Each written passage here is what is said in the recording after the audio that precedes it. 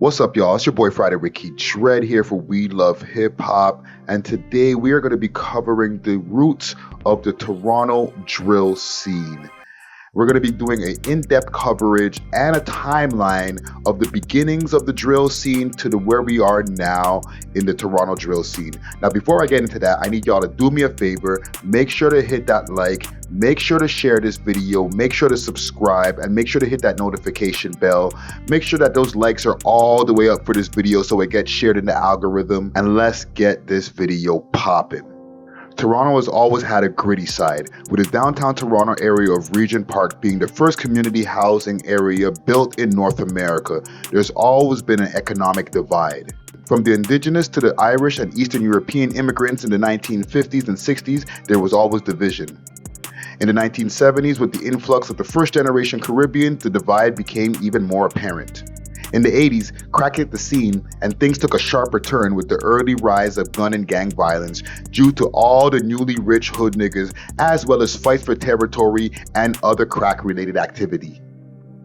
Toronto had rappers in the 80s, obviously, like Maestro Fresh West, Dream Warriors, and Devin, but they didn't speak about Toronto street life, and most of hip-hop really didn't at the time either, with groups like De La Soul, Public Enemy, and more having more positive peace messages. In '88, when four Compton boys screamed out, "F the police," and "We want easy," the hip-hop landscape changed and art started imitating life or actually telling the real story. Meanwhile, in Toronto, we were trying to find our way into the mainstream as well as the acceptance from our American big brothers. Collabos with Maestro Fresh West and Bizz from the Bronx crew digging into crates had Stro rapping with a more aggressive tone to match the times. As the American landscape got more gangster with the insurgence of acts like Onyx, Tupac, and even kid groups acting hard like Illegal and Another Bad Creation, ABC, Toronto and Canada did the same. There was Toronto acts like Rumble and Strong, and TBTBTB, Too Bad to Be True, and Graffiti Logic that had artists from name brand hoods like Jane Street, and even birthed Toronto rap legend Frankie Payne, formerly known as Juggernaut. Even in those times, if artists had street ties, issues, or ops, they never talked about it in the music. That was a no-no. As the 90s went on, Toronto tried to stray away from the streets on a mainstream level with acts like Cardinal Official, Choclair, and Socrates, who all came from known hoods but were never on the gangster stuff or pushed it in their music. However, the hood was always here with emerging artists like Jellystone and Ghetto Concept repping the northwest Toronto area of Rexdale. In the 90s, much music was king, and the only outlet where you can see rap videos, especially local ones, and big ups to pioneers like Master T and Christopher Williams for always being a gateway to hip-hop coming from Toronto hoods. In 2001, CFXJ Flow 93.5 FM hit the Toronto radio airwaves, playing our favorite American rap as well as our locals. Back then, it was a joke to be able to tell when Toronto rap songs were being played on the radio, and the playlist, for the most part, were safe. Even hood acts like Ghetto Concept and Jellystone had to tuck their hood so that they can get radio play on Canada's #1 urban station. One thing they forgot on Wikipedia was the introduction of Project Bounce 89.5, founded by Albar Hassan, aka Hip Hop Nation. The show was on the University of Toronto's college station after the student programming from midnight to 5 a.m., playing mostly gritty American and Canadian hip hop 7 days a week. On Project Bounce, you could hear the likes of C4 and Jet Black, The Corpse, from the Connections area of Jane and Finch, Khalifa and Young Tony, now Hush of the OVO camp, repping Scarborough, aka Scartown, aka the Boroughs, Mayhem, Moriarty, and the Hustleman repping Jungle, or Lawrence Heights, also made popular by the newer drill rapper Top 5, and even your boy Friday Ricky Dred repping Parkdale. A lot of wild stuff went down at Project Bounce, including on-air rap battles that became real beef.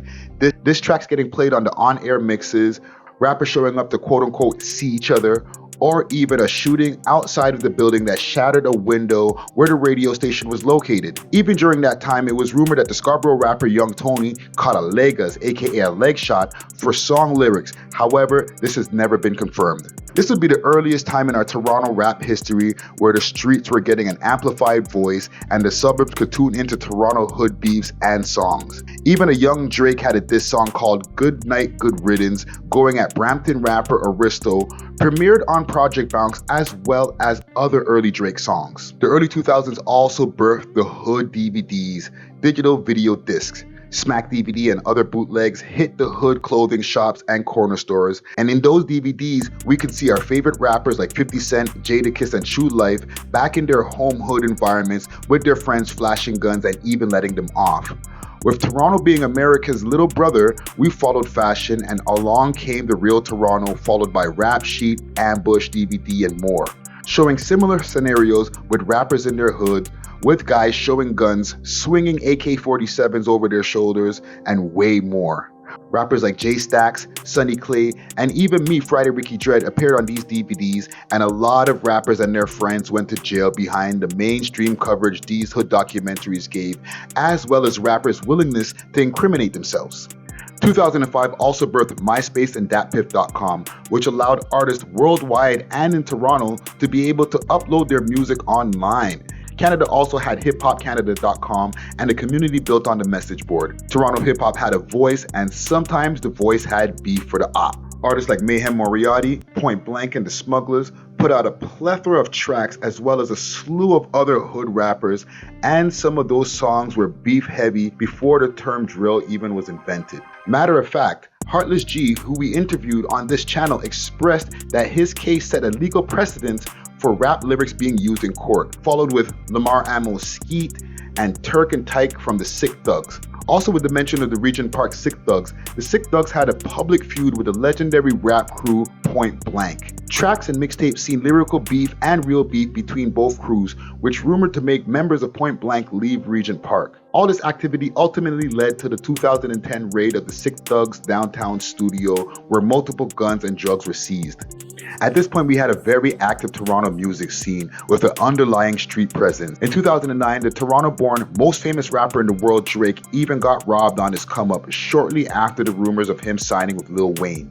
All those songs in beef, however, rarely any names or disrespect to the dead, if it ever went there, until 2012.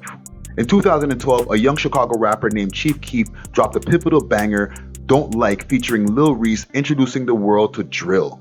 Young hip-hop lovers were in love with the demonic and very specific lyrics that introduced us to infamous figures like Fredo and Smokin' on Tuka, a young man killed in Chicago at 15 years old. In 2014, DJ Academics also started the War on Chirac channel, giving a satirical commentary on rap beefs and real beefs in the hoods of Chicago. In 2012, we were also introduced to the phone-based app Instagram, where artists can post their music and beefs with witty captions for likes.